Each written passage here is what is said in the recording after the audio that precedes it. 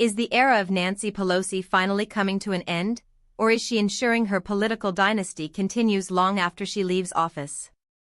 For weeks, Washington has been waiting to see if the former speaker would sit on the sidelines or attempt to play kingmaker in her own backyard. Now, we have our answer, and it is a move that threatens to completely scramble the primary race in California's 11th congressional district. Before we continue, if you want to stay on top of everything happening in U.S. politics, hit that subscribe button right now and leave a like. It really helps this channel grow and ensures you don't miss the updates that the mainstream media often ignores. Nancy Pelosi, the longtime titan of the House, has officially thrown her support behind San Francisco Supervisor Connie Chan. This is a massive development that sends a shockwave through the race to fill the seat Pelosi held for a historic 20 terms. In a campaign video released this week, Pelosi didn't mince words, praising Chan for her understanding of the district's diversity, its values, and its future. She framed it as a choice of strength and clarity, explicitly calling on the people of San Francisco to elect Chan to carry on the For the Children agenda that defined Pelosi's own tenure as Speaker. But why now? And why Connie Chan?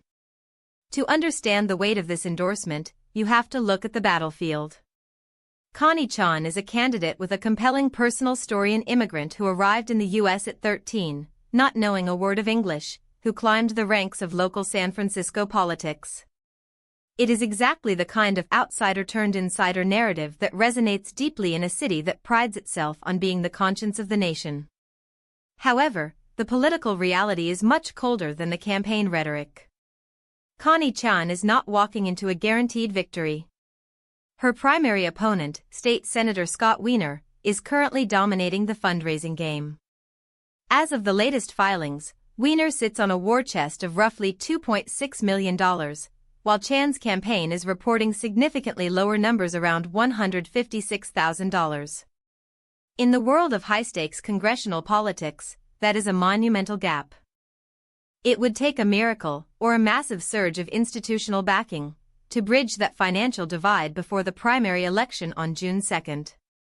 This is where the Pelosi factor comes into play. Nancy Pelosi isn't just a former speaker, she is perhaps the most prolific fundraiser in the history of the Democratic Party. By putting her stamp of approval on Chan, she isn't just giving a verbal boost, she is signaling to every major donor in the state that Connie Chan is the chosen successor.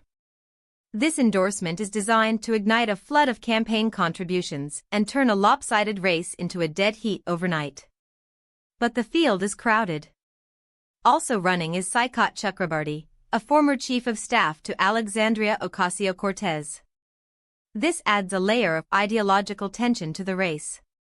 You have the traditional, institutional power of the Pelosi-backed establishment, and you have the progressive wing of the party represented by those who came up through the AOC school of thought. The June 2 primary is an open one. If no candidate manages to clear the majority, the top two will head to a high-stakes runoff. This means the math of the race is delicate, and every single vote is going to count toward determining the future of this seat. What does this mean for the country? It means that even as the guard shifts, the old guard is fighting to maintain control over the policy direction of the party. It means that the battle for San Francisco is a proxy war for the broader direction of the American left. Is the party looking for a continuation of the Pelosi legacy, or are they hungry for the more radical, grassroots energy represented by the other candidates in the field? The outcome of this primary will be a bellwether for the rest of the country. If Pelosi can successfully handpick her successor despite being vastly outspent, it proves that the old political machine still holds supreme authority. If she fails, it signals a massive shift in how voters perceive the establishment endorsement. So, I want to hear from you. Do you think Nancy Pelosi's endorsement is still the gold standard in San Francisco, or is the electorate ready to move in a different direction despite her intervention? Does her backing guarantee a win, or is it a sign of desperation in a changing political climate? Drop your opinion in the comments below. I read every single one, and I want to know where you stand on this potential transfer of power. The primary race is just weeks away, and the momentum is shifting by the hour. We will be tracking the fundraising numbers and the campaign trail activity as it happens. Keep your eyes on this channel, stay informed, and most importantly, stay engaged. We aren't just reporting the news, we're analyzing the moves that shape the future of our democracy. Thanks for watching, and I'll see you in the next one.